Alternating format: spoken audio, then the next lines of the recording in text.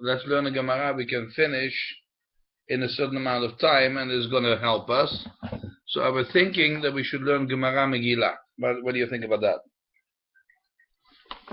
Alright, yalla bolatchil, let's fots. Okay. Megillah nikred biyud aleph, biyud bet, biyud gimel, biyud dalet, betet vav. The Megillah is read on the 11th, the 12th, the 13th, the 14th, on the 15th day. Loich pachot velo yoter, not more, not less. Not meaning on the 10th and not on the Tet Zayin. Right? That's it. Those are the days we're learning. Okay. Karchin, hold on a second. Karchin hamukofin b'choma miyamot Yeshua ben Nun. Cities which had a wall around them in the time of Yeshua ben Nun, betet vav, on the 15th. Right? Kfarim v'ayarot gedolot, little villages and bigger cities, korin biudalet. Everything except the ones who had a wall in the time of Yeshua ben Nun. Right? Ketzat. Chaliot b'Shabbat. Am I skipping? No. Chaliot yudalet b'Sheni, if the 14th falls on Monday. Right? The Adar Sheni and the Yudalet falls on Monday. Kfarim v'ayarot gedolot korin bo biyom. They will read it on Monday. Umukofat choma lemachar, and the walled cities will learn on Tuesday, which is the 15th. Chaliot b'shlishi, but oberivi, if it falls on the 13th or the 14th. Kfarim magdimim liyom hachnisa. The villages are reading it on the day before that, which is Monday. Why? Because there are two things happening. Number one, B'Yom Sheni and B'Yom Chamishi, very important days that the market was sitting and the Beit Din would sit in the marketplace. So if there was a problem, if two Baalei Din had an issue, they would come. So everybody would come to the city on Monday or Thursday. So therefore it says we make it earlier, Tuesday or Wednesday, we make it to the Monday. Right? Megillat Esther, sorry. Right? But the people who were living in the cities which were surrounded by walls would read Wednesday or Thursday the 15th. Chaliot b'chamishi, that means if the 14th, right? Because we read the halakha falls on a Thursday. Kfarim v'ayarot gedolot korim bo b'yom. They will read on Thursday because that's what the time of when everybody comes to the city to sell the schora and to buy the schora for Shabbat, and the Beit Din is sitting. But the walled cities read on Friday, which is the 15th. So far, no problem. Chaliot erev Shabbat, if the 14th falls on Shabbat. Kfarim magdimim liyom haknisa. Then the Kfarim v'ayarot again go back to Thursday. Right? V'ayarot gedolot, and the big cities, and the walled cities, korim bo b'yom, they read on Friday. Yafe. So far, you with me? Fine.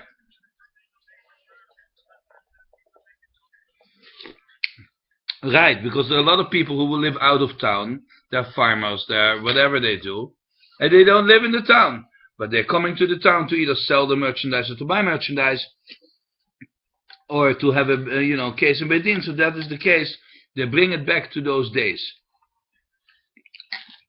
Okay. Incidentally, Yeshua ben Nun also. Okay, let's cancel it. Okay. Chaliot b'Shabbat. If the 14th is on Shabbos, Kfarim v'ayarot gedolot magdivim v'korim b'liyom achnisa. Then the big cities and unwalled cities read on Thursday, the 12th. Right? Well, you're going to have a good question. The question is, why didn't they read on Friday? Right? Hold on 1 second. Sorry. The villagers will read on Thursday. Right? We already said that. Which is going to be the 12th, because the 14th is Shabbat, so 13 is Friday, 12 is Thursday. We like to have them read on a day that the market is there. They read on Thursday. Yafeh. The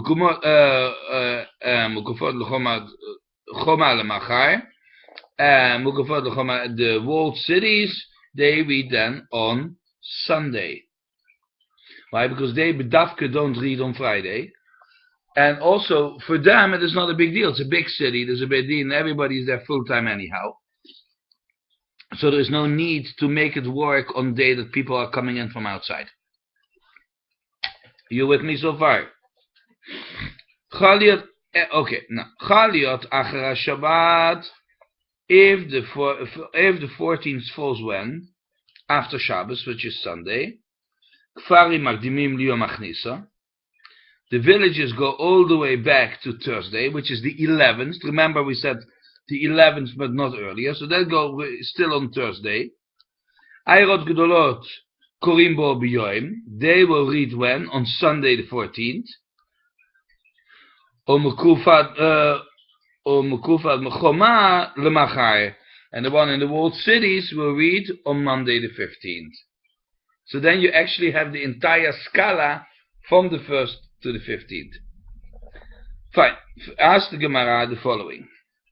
Megillah nekret biyut aleph. The megillah is read on the 11th of Adar, or the 12th, or the 13th. Minalan, where we know this. Right? From where do we know this? Could it be inan lemema lekaman? And it is written below. What does that mean? Chachamim hakilu kol hakfarim liyois magdimim liyom achnisa. The Chachamim made it easy for the residents of small villages to the day that everybody goes to the villages. Because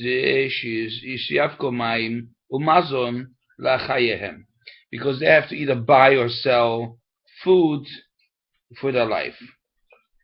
Right? Right. The Ta'anit is the day before.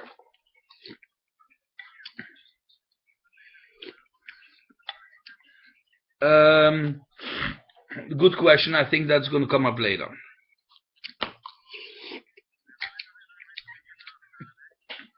Because that is a simple answer. Because the same reason. Why don't we do shofar on Shabbat? Why don't we do? And that is the Raita. Megillat Esther is a question if it is the Raita from the Torah, and shofar is the Raita, and lulav etrog is the Raita. It's from the Torah. We don't do on Shabbat except in the Beit HaMikdash. Answer is we are afraid that Shema Yishkach. We are afraid that the person is going to forget and is going to take the Megillat Esther in the street when there is no Eruv. So that's a simple answer. It's a good question. By the way, now I ask you a question. Megillat Esther is a Megillah. It's a book, right? One day a year it's Asur, it's Muktzah. What day is that?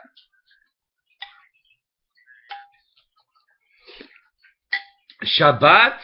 Only the Shabbat that you will have to read it. If the 14th falls on Shabbat, the Megillat Esther is actually Muktzah that Shabbat, which is an interesting idea. Now,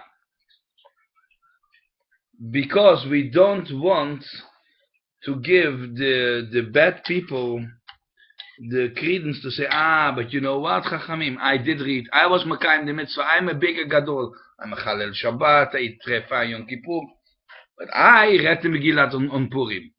No, we don't want people to give that chance to say, I'm holier than you, therefore it's Asur, it's Muktzah, cannot touch it. That's the only Shabbat in the whole year. If Yud Dalet falls on Shabbat, then you cannot touch it. Now we'll go further.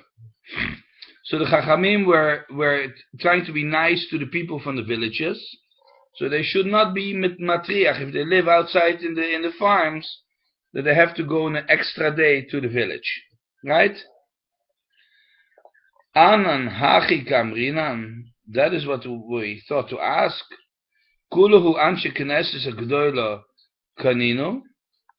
all of them in the Mishnah, the whole thing must have created by the Bedin, by the big Bedin. The Salke Takun, if you in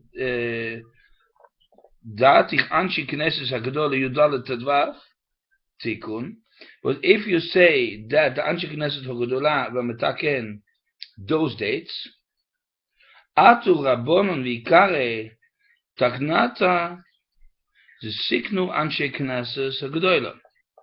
How can Rabbanim from another later generation come and say we can say it earlier or later? Vatanan, because we learned in the Braita, Ein Beitin Yachol Levatel Divre Bedin Chavero. One Bedin cannot overturn the ruling of other Bedin, which is a very, very important halakha. I don't know. I think it specifically is talking about if a Bedin is bigger than the other. The Sanhedrin had 71 people, and each of those people were people metasik b'torah v'mitzvot and boki b'shas, boki b'all the brises and all the girses. Otherwise, you could not be sitting on the Bedin. You had to know shevim lashonot, 70 languages. These were smart guys. So, if it is that, or if this is in halacha, which also today would be would be today. Let's say you go with a Baal Din to a Bedin and you don't like what they have to say. Can you go to another Bedin? I don't know. From here will be mashma not. Weiter, further. Okay. Ela imkein gadol mimenu b'chachma. Omenayin, unless they're smarter and they're larger. Ela. Who's going to be the judge? Who's going to be the judge? Well, the answer is today we don't have a Sanhedrin. So nothing is as big as a Sanhedrin. So numbers-wise, you're losing. Right? And then the second part, everyone, door after the Torah is less smart, they say. So let's see what the Gemarah says. Ela pshita kulo anshe knesses hagdoyle tiknu. It's therefore obvious that the Anshe Knesset HaGedolah people, right, were able to be misakin 11 through 15. Heichel Ramiza, but where did they get it from? They get it from the megilla.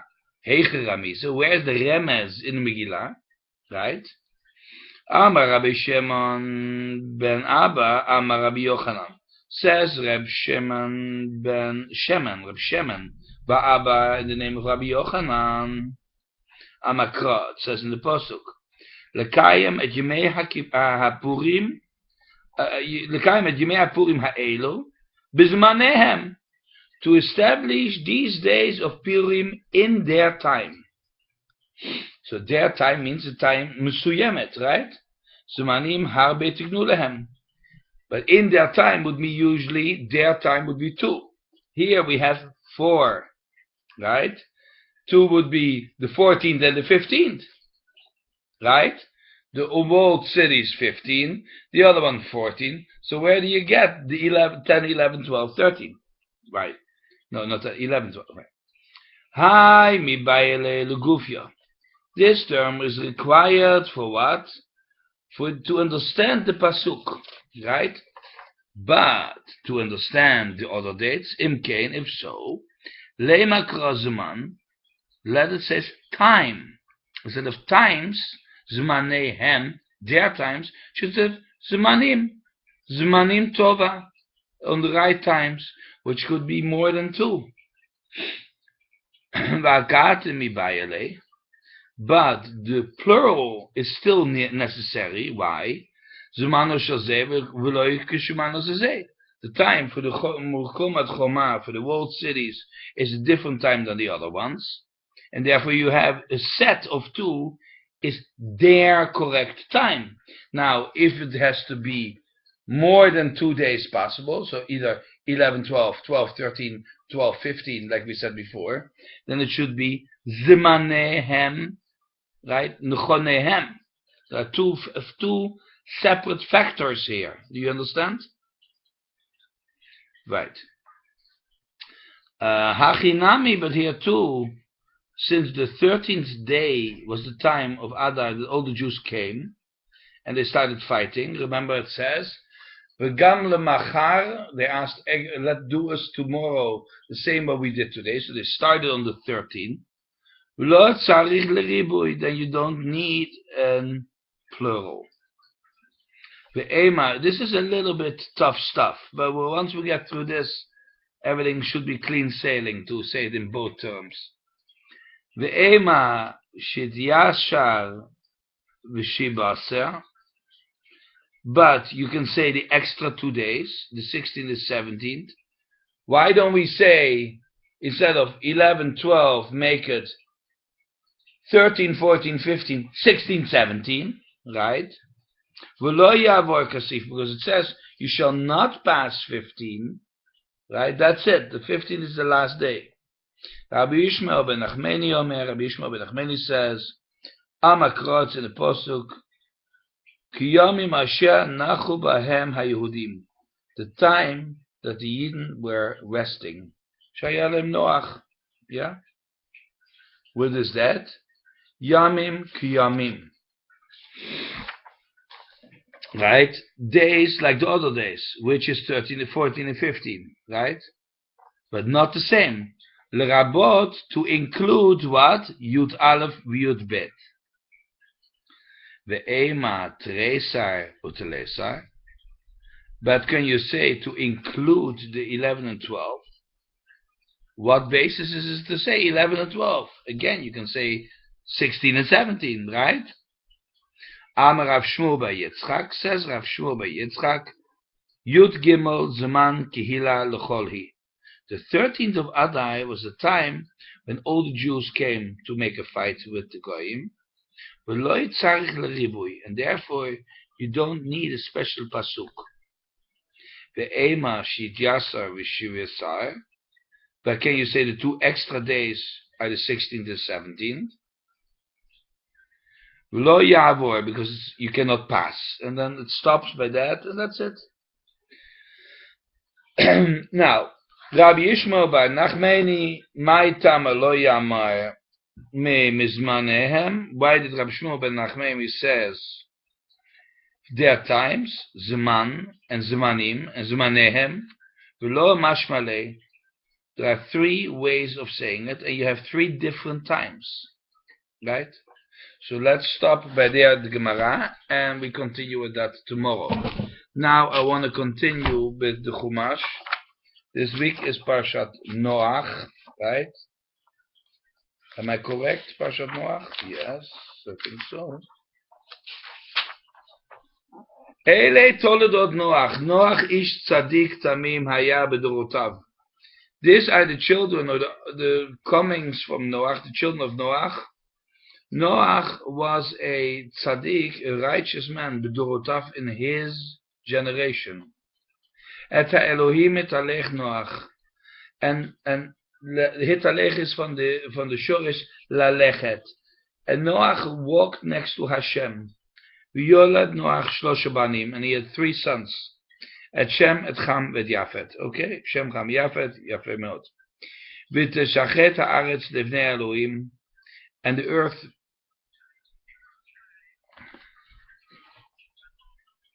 what?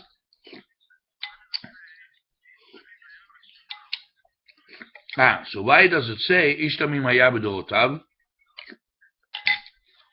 Well, you can go 2 ways. You can go 2 ways with this. Let's see what Rashi says. Yesh mi rabotenu, there are those rabbanim who say, Dor shimato l'shabeach. There are those rabbanim who say, says Rashi, who say, if he was a tzaddik in that time, kol sheken, he would have been more tzaddik in our door. V'yesh dor shimoto, and there are those who say, l'gnai. Yeah, in that generation he was a tzaddik, but today he would have been a shayget, right? He would be a shayget, right? Lefi doro, it is for his door he was a tzaddik, everybody else was garbage, so therefore he was the Yelet of Yerushalayim. Rashi doesn't say, okay, so let's see what Rashi further says. V'ilu haya b'doro shel Avram Avinu, but if he was in the door of Avram Avinu, lo haya nachshiv l'kulam, he would not have even considered anything, he would not be a crumb, Et ha'elokim etalech Noach. But what does it say? Noach walked with HaKadosh Baruch Hu. Uva Avram hu omer, and Avram Avinu it says, Hitalech lefanai, he walked before me. Noach haya tzarich sad. Noach needed help. Lutocho, to keep him up. Aval Avram Avinu haya mitchazek, but Avram would make himself strong. Hitalech betzitko, and walk in tzedek. Me'alach, on his own, in front of Hashem. So it's interesting that Rashi is basically saying in nice words that yes, in the time of Avraham Avinu, Noach would not have been anything special,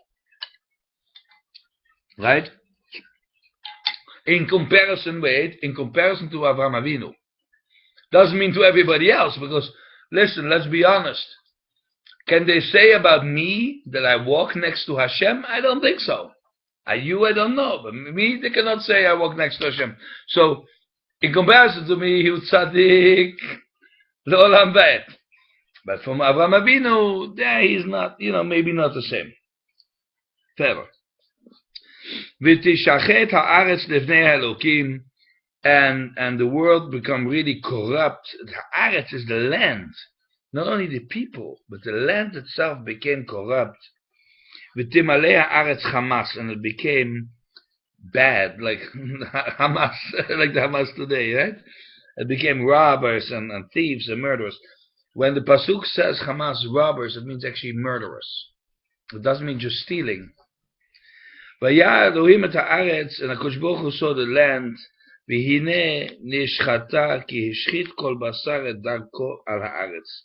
Hashem saw what was happening, what is going on in the world. Vayomer Elohim leNoach, and HaKadosh Baruch Hu said to Noach, Ketz kol basar ba lefanai, ki maleh ha'aretz Hamas mifnehem. The whole world is corrupt and they're disgusting. I'm going to hineni meshchitam et ha'aretz. I'm going to kill everybody. I'm just going to wipe them out. Ose lecha teva, make yourself a teva, an ark, a boat. Hey, this is your parsha, huh? You hear this? Etze gofer, from wood of gofer. Kinim taseh et hateva, from make compartments.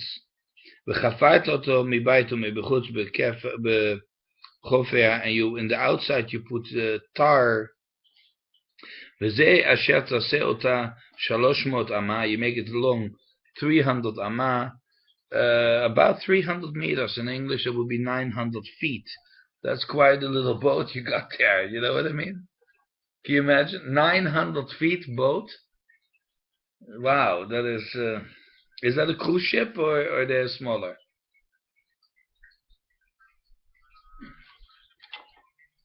Wow, so that was quite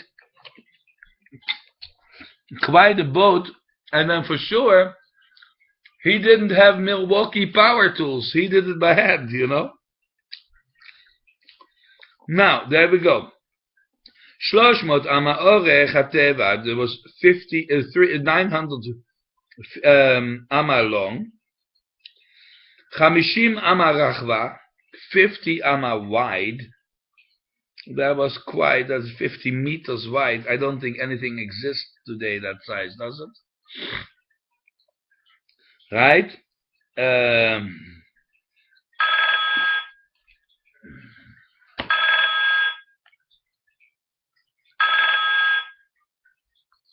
What's happening?